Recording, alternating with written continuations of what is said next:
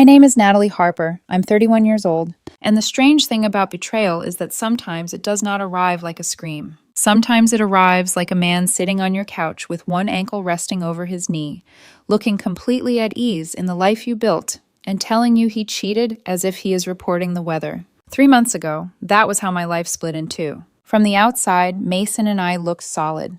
That word matters now in a way it never did before. Solid meant the apartment with the skyline view. Solid meant the newer SUV downstairs. Solid meant groceries that somehow stocked themselves, furniture that looked effortlessly curated, dinners out when we felt like it, weekend escapes when our schedules lined up, and that smooth, comfortable rhythm people like to mistake for love. I worked in project management for a construction firm. Long hours, real deadlines.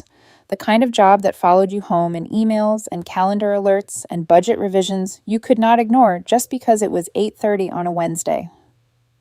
Some weeks were manageable. Some weeks swallowed whole sections of my life. I did not love that part, but I loved what the work gave me.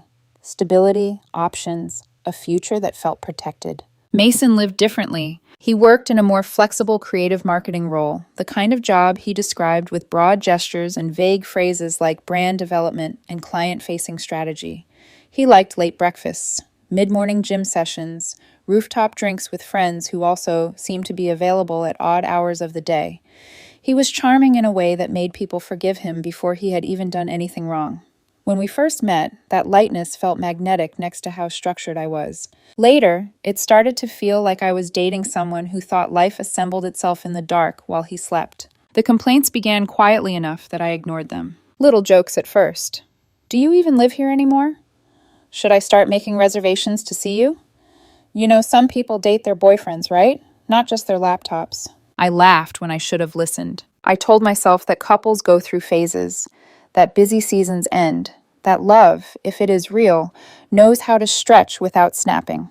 And maybe some of that was true, but what I missed was how his jokes were slowly hardening into resentment, even while he enjoyed every single thing that resentment was paid for by. Last Thursday, I came home just before midnight. I remember the hallway outside the apartment more clearly than I remember the elevator ride up. The muted carpet, the faint smell of someone's takeout drifting through the corridor. The ache in my shoulders from 12 straight hours of work and a late client issue. That should have been simple but never was. I was tired in the dull, bone-deep way that makes you crave silence more than food. When I opened the door, the lights were still on. 2 wine glasses sat on the counter. Mason was on the couch, relaxed, one arm stretched across the back cushion, like he had been waiting for me, but not in any way that required effort. There was a look on his face I did not understand at first.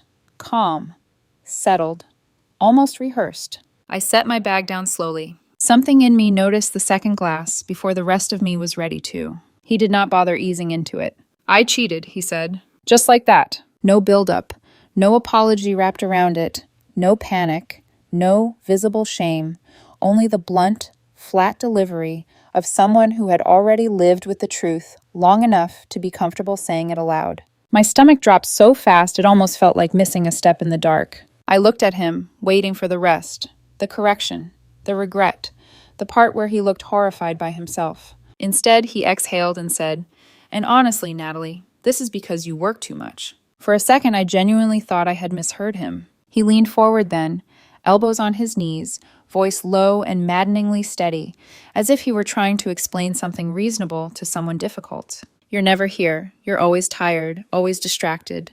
I got lonely. I needed attention. I needed someone present." He paused, then looked directly at me. "I cheated because you work too much. This is your fault."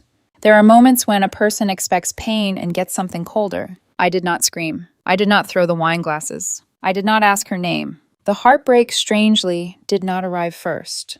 What came first was humiliation. Not because he cheated, though that would have been enough. It was because he said it in our apartment, surrounded by things my work had paid for, with the casual entitlement of a man who genuinely believed the life around him existed independently of the labor that held it up. Something inside me went very still. I nodded once and said, "You're right." He blinked, not relieved exactly, more confused, almost disappointed. I think he had prepared himself for tears, maybe anger, Maybe one of those cinematic confrontations people talk about later, like Weather Survivors. What he got instead was me picking up my keys from the entry table and saying, "We'll talk tomorrow." Then I walked back out. I spent that night in a hotel 10 minutes from the apartment, lying awake in a room so aggressively neutral it felt unreal. Beige curtains, stiff white bedding, a humming air conditioner, my phone face down on the nightstand, buzzing twice with messages from Mason I did not read until morning. "You really just left? Can we be adults about this?" Adults! That word sat in my chest like glass. I barely slept, not because I was shattered yet. That came later, in quieter pieces. I stayed awake because my mind kept replaying the same sentence in his voice, over and over, until it stopped sounding shocking and started sounding instructive. "You work too much. This is your fault." By 6:30, I was in the hotel lobby with burnt coffee and a legal pad I had grabbed from my work bag. Not because I planned some dramatic revenge, because once the numbness settled, something clearer took its place. Inventory. That was the first word that came to mind. Not of emotions, of facts. The lease, the car, the utilities, the shared account, the credit cards, the streaming services, the phone plan, the insurance. I started listing everything, and with every line I wrote, the same realization sharpened. Mason did not just think I had wronged him. He thought the life around him was naturally his, as if comfort was climate, as if stability just happened to men like him because it always had. I went back to the apartment around 10. He was still asleep. That part made me pause in the doorway of our bedroom. Sunlight cut across the bed in pale stripes. His phone was on his chest. An alarm vibrated uselessly somewhere under the blankets. He looked peaceful, not tormented, not guilty, just deeply asleep in a life he had detonated the night before and somehow still trusted to catch him in the morning. I stood there longer than I should have. Then I turned, walked to the kitchen, and started a pot of coffee. The apartment looked different in daylight. Same marble counters, same expensive espresso machine he insisted made the place feel elevated. Same bar stools, same framed prints, same carefully chosen throw pillows that somehow had always been a joint decision when I was the one paying for most of the upgrades. But now all I could see was labor made visible. Weekend calls taken from the office, client dinners endured, budget meetings, delayed vacations. Exhaustion converted into square footage and polished surfaces. At a little after 10, Mason wandered out, wearing one of my oversized hoodies, hair messy, expression lazy. He smirked when he saw me at the table. "So," he said, opening the fridge like this was any other morning. "We good?" I looked up at him. "What do you mean?" He shut the fridge and gave a small shrug. "You said I was right." There it was. Not remorse. Interpretation. I asked very quietly, "Do you really believe that? That my hours justified what you did?" He sighed like I was exhausting him already. "Natalie, I needed presence. I needed a relationship, not a roommate with a salary." That line would have hurt more if it had not been spoken by a man standing barefoot in a kitchen he barely understood how to pay for. I wrapped both hands around my coffee mug and asked, "Do you know whose name is on the lease?" He gave a short laugh. "Ours, obviously." I nodded once. "Right." Then I asked, "And the SUV downstairs?" Another laugh, thinner this time. "Babe, stop." But I did not stop, because the tone of the room had changed, and I could feel it. He thought we were discussing feelings. I had already moved on to facts. By noon, I had made my first calls. By evening, I had sent the first emails. And by the time Mason realized my silence had never been surrender, the ground under his version of reality had already started to move. He noticed the first crack around mid-afternoon. Not when I moved money. Not when I sent emails. Not even when I confirmed details with the leasing office. No, he noticed when something small stopped working. Convenience always reveals the truth faster than confrontation. I was in the spare room, laptop open, answering a work message I had ignored the night before, when my phone buzzed. "Mason. Hey, my card just got declined. Did your bank freeze something again?" I stared at the message for a moment, then typed back. Me. "Probably a bank issue. Try again." A minute later, another message. "Mason, still not working." I didn't respond. Instead, I closed my laptop slowly and walked back into the kitchen. He was standing there now, barefoot on the tile, phone in hand, irritation already sharpening his voice. "Did you move money or something?" he asked. Not what happened, not is everything okay, just assumption. I leaned against the counter. "I didn't move your money." He rolled his eyes immediately. "Natalie, don't start being petty. I'm trying to order food. I'm starving."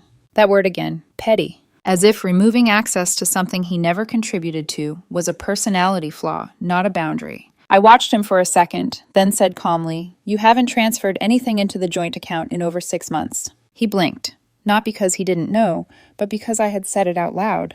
"My paycheck is what keeps it funded," I added. He scoffed. "Wow, so now you're punishing me?" Punishing. It was almost impressive how quickly he framed consequences as cruelty. I tilted my head slightly.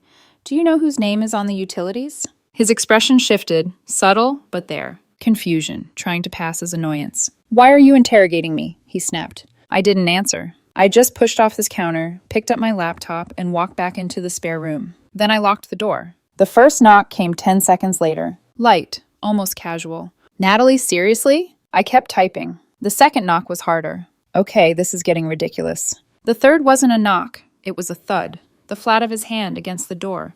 "You're being dramatic," he called through it. "You always do this. You make everything about control." I actually smiled at that. Control. That word coming from him in this apartment, surrounded by things he never had to control because I always handled them. It almost felt like irony folding in on itself. "I cheated because you weren't there," he continued, voice rising. "And now you're proving exactly why. You shut down. You manipulate. You make everything transactional." Transactional. That one lingered. Because if anything in our relationship had been transactional, it was invisible to him until the transaction stopped. I didn't respond. Eventually, his footsteps retreated. A door slammed, then silence. He left around 5. I knew because I heard the keys, the front door, the faint echo of his voice on a call as he stepped into the hallway. Casual again, like nothing had shifted, like the world would keep operating the way it always had. He took the SUV. Of course he did. The same SUV I had put the down payment on.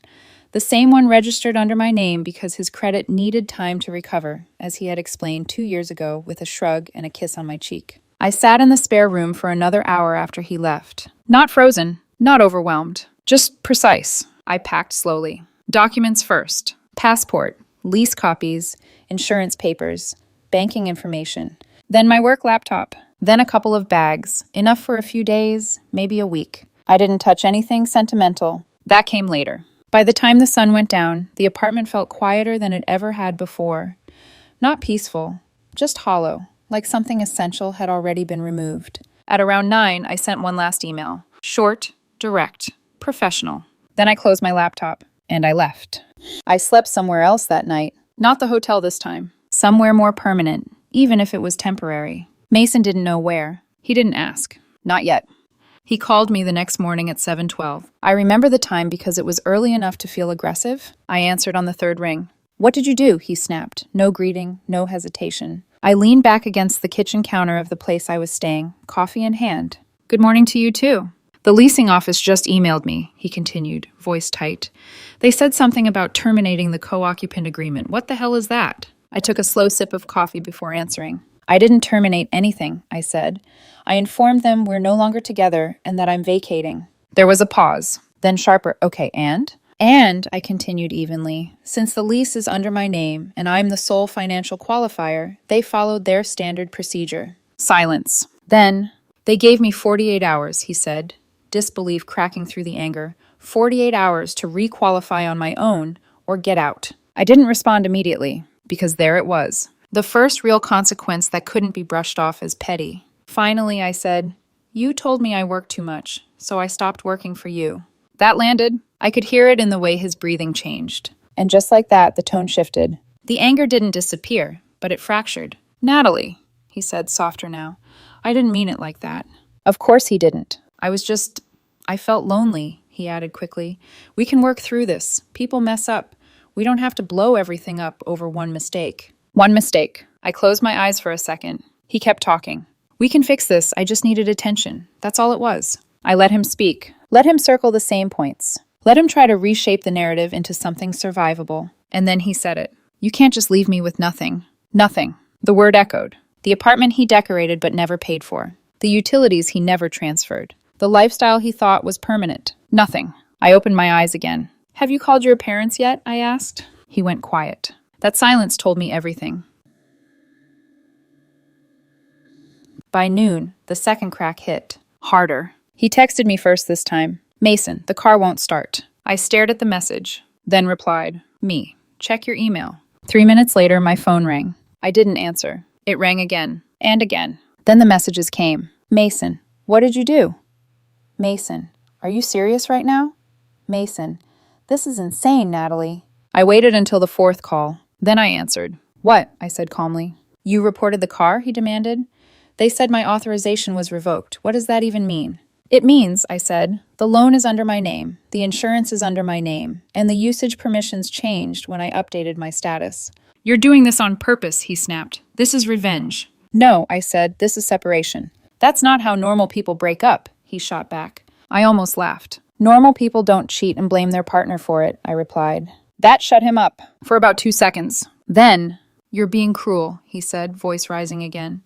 You're proving you never actually cared about me. This is all about money to you. Money, the thing that had been invisible to him until it disappeared. I cared about you, I said quietly. I just didn't realize I was carrying you too. Silence. Then the anger came back, sharper now, because it had nowhere else to go. You're unbelievable, he muttered, and then he hung up. Finality. By evening, his parents called me. Not him. Me. His mother sounded nervous. Careful. Natalie, she said, we heard there's been some kind of situation. I kept my voice steady. There has. She hesitated. Mason didn't explain very clearly. Of course he didn't. He cheated, I said simply, and blamed me for it. Silence on the other end. Then a soft, strained exhale. I see. His father got on the line after that. He didn't apologize. He didn't defend Mason either. He just said, after a long pause, he always had a way of assuming things would work out. That sentence stayed with me. Because it wasn't denial. It was recognition. By the time I went to sleep that night, Mason had lost access to the apartment. The clock on the car was ticking. And for the first time since that night on the couch, I felt something close to clarity. Not relief. Not yet. But certainty. He still thought I was taking things from him. What he hadn't realized yet was that I had simply stopped giving, and he had no idea how much more of his normal life was about to disappear next. The next morning, the collapse moved from visible to invisible. And somehow that hit him harder. He called me before 8, not angry this time, panicked. Natalie, something's wrong, he said. The second I answered, voice tight, breath uneven. My phone says no service. I tried restarting it, nothing. And my gym app logged me out. My streaming accounts too. Everything's gone. I leaned against the counter, already dressed for work, sunlight just beginning to push through the blinds. Nothing's wrong, I said calmly. What do you mean nothing's wrong, he snapped. Everything is down. Most of those accounts are under my name, I explained. They're tied to my billing. Silence. Then a sharp inhale. You shut everything off, he demanded. I updated my accounts, I corrected. That's the same thing, he shot back, voice rising. You're stripping my life away piece by piece. No. I thought about correcting him, about explaining the difference. But the truth had already arrived. He just didn't like how it felt. I'm separating my finances, I said instead. That includes anything connected to them. That's insane, he said. You're being vindictive. This is emotional warfare. That phrase almost made me laugh. Emotional warfare. As if the quiet removal of support was more violent than betrayal, followed by blame. You're proving you've always been selfish, he added, the word always landing hard with intention. Always. It's strange how people rewrite history in real time when reality stops cooperating. I took a breath, then asked him something I had never asked before. Can you name one major thing you paid for on your own in the last 2 years? The silence that followed stretched. Not short, not defensive. Long, heavy, honest, even if he didn't mean it to be. Then came the anger. That's not fair, he said quickly.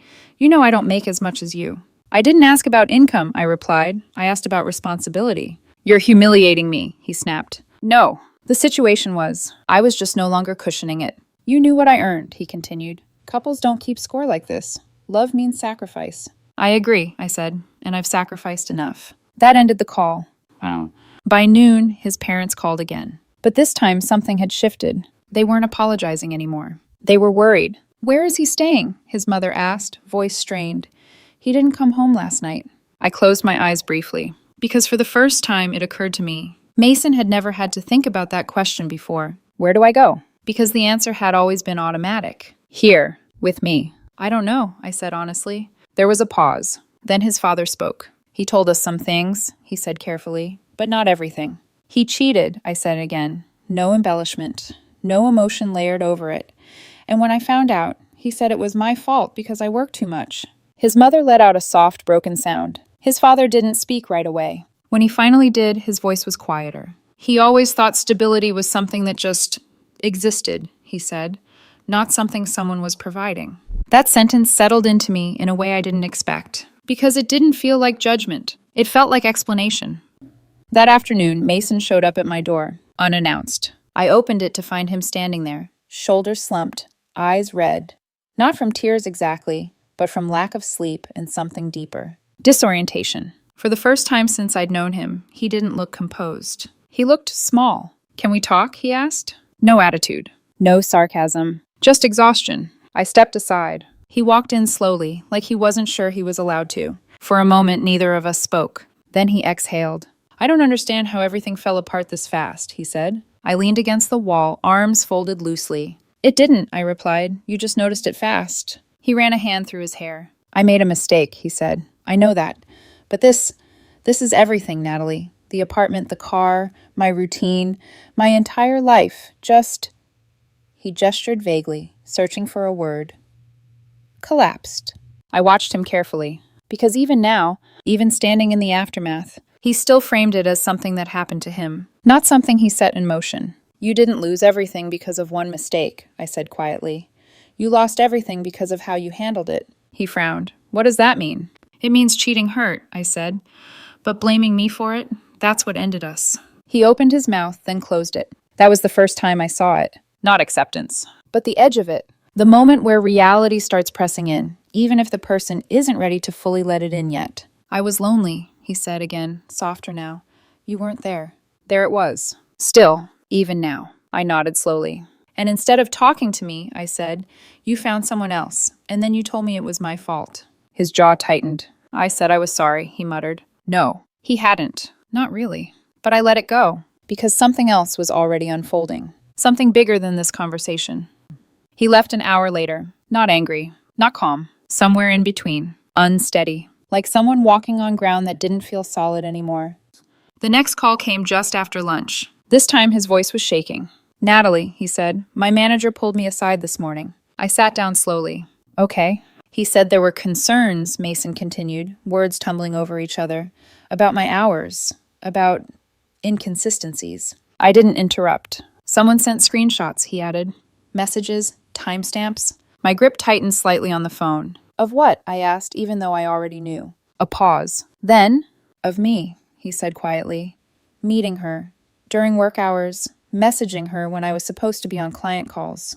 There it was. Not revenge. Not interference. Just exposure. The kind that doesn't need to be orchestrated. It just surfaces. "They think I've been neglecting clients," he continued. "That I've been unprofessional." I closed my eyes briefly, because suddenly the picture was clearer than it had ever been. The flexible schedule, the long lunches, the vague work days. It hadn't been freedom. It had been avoidance. "They're reviewing my position," he said. "Natalie, they might—" He didn't finish the sentence. He didn't have to. "I didn't call anyone," I said calmly. Silence. Immediate. Heavy. Because in that moment, he understood. This wasn't something I did. This was something that followed him. "You ruined everything," he whispered. I opened my eyes. "No," I said, "you did." Another pause. Longer this time. Then quieter. "This is because you work too much. Even now. Even here." He needed that to be true. Because the alternative, that his choices had consequences, was something he still wasn't ready to carry. I inhaled slowly, then said the words I should have said a long time ago. "I worked so we'd be stable," I said. "You cheated because you wanted attention. Those are not the same thing." He didn't respond. The line went dead.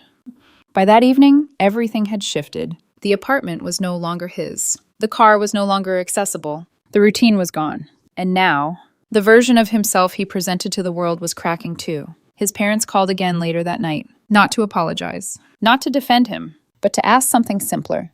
"Would you consider helping him get back on his feet?" his mother asked gently. I stood by the window, looking out at a city that suddenly felt quieter. "No," I said. Not harsh, not cold, just clear. Because helping him land softly again would only teach him the same lesson he had always lived by, that someone else would absorb the impact. And for the first time, that someone wasn't me. Later that night, my phone buzzed with a message from a mutual friend. "Mason's telling people you set him up, that you planned all this." I stared at the screen for a long moment, then locked my phone. Because the truth didn't need defending. I hadn't planned his fall. I had just stepped away. And once I did, everything he thought was solid turned out to be borrowed.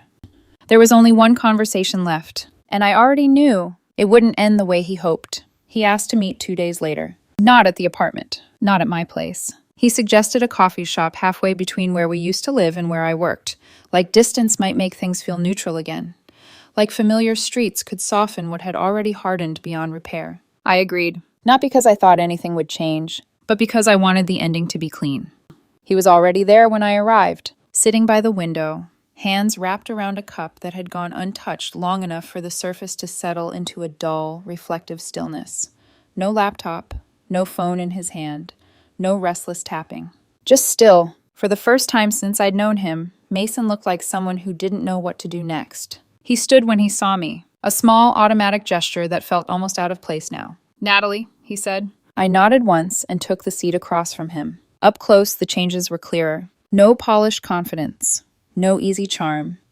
His hair was pulled back like he hadn't bothered to style it. There were faint shadows under his eyes, the kind that don't come from one bad night, but several. He looked stripped down, not broken, but no longer protected by anything. For a moment, neither of us spoke. Then he exhaled slowly. "It all feels unreal," he said. His voice was quieter than I expected, like he had run out of energy for anything louder. I didn't respond. I just waited. "One decision," he continued, staring down at the table. "That's all it took. One stupid decision, and everything just..." He gestured loosely, searching again for language that wouldn't come easily anymore. Collapsed. I watched him carefully, because even now, he was framing it like something sudden, like a storm that came out of nowhere. "What did you think would happen?" I asked. He looked up at me. "Not defensive. Not yet. I thought we'd fight," he admitted. "Take some space, maybe go to counseling, and then..." He hesitated. "Go back to normal." Normal. The word sat between us. Heavy. Familiar. Dangerous. "What does normal look like to you?" I asked. He frowned slightly, like the question itself was harder than it should be. "You working a lot," he said slowly. "Me, having space. Us being comfortable." There it was, clearer than anything he had said before. Comfort, not partnership. Not balance. Comfort. I nodded once. "That comfort came from effort," I said. "Mine." His jaw tightened slightly. "I didn't mean it like that," he said quickly. "I know," I replied. "That's the problem." Silence stretched again. This time it didn't feel tense. It felt final, like both of us were standing at the edge of something that couldn't be stepped back from. After a moment, he spoke again. "Is there anything I can say to fix this?" It was the first honest question he had asked. Not framed as defense, not disguised as blame. Just direct. I thought about it. Longer than he expected. Long enough for him to shift in his seat. Then I shook my head. "An apology would have mattered," I said, "before the consequences." His eyes flickered. "A reaction. Small, but real." He nodded slowly. I am sorry," he said. The words were there, but they didn't land. Not the way they should have, because timing matters, and intent matters more. "I believe you feel overwhelmed," I said gently. That wasn't the same as accepting the apology, and he knew it. "I still think you pushed me away," he added quietly. And just like that, it ended. Not with shouting, not with accusations, but with clarity. Because even now, even after everything, he still needed a version of reality where this wasn't entirely his fault. And I couldn't live inside that version anymore. I stood up. He didn't stop me. "I hope you figure things out," I said. He nodded. Didn't reach for me. Didn't argue. Didn't follow. And that was how I knew. He understood. Maybe not everything, but enough.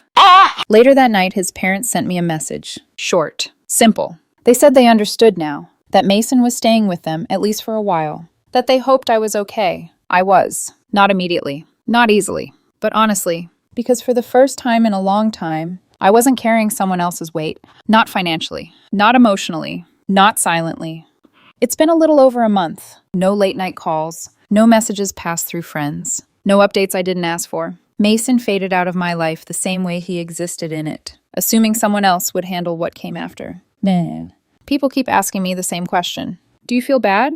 The truth is, I did. For about a week. Not for what I did, but for who I thought he was. I mourned that version. The one who appreciated effort. The one who saw my long hours as care, not absence. The one who understood that stability doesn't appear. It's built. That version never existed. What existed was someone who enjoyed the results of my work and resented the work itself. Someone who took consistency for granted and loyalty as optional. Within 24 hours, he lost the apartment and the car. Within days, he lost his routine. Within a week, his job followed. And through all of that, he never once said, "I'm sorry for cheating." He said he was sorry things happened. Sorry it escalated. Sorry it got out of hand, but not sorry for the choice. And that's when I understood something that changed me more than the betrayal itself. People don't change when they lose things. They change when they accept responsibility for losing them. Mason never did. I moved on quietly, downsized, simplified, focused on work again, but this time for myself, not to maintain someone else's comfort. I sleep better now, laugh easier, breathe lighter. The work is still there. The long hours haven't disappeared, but the weight has, because I'm no longer carrying someone who thought my effort was something to resent, instead of something to respect. He said I worked too much. He was right. I just finally stopped working for someone who blamed me for his choices. And once I did, there was nothing left to hold him up.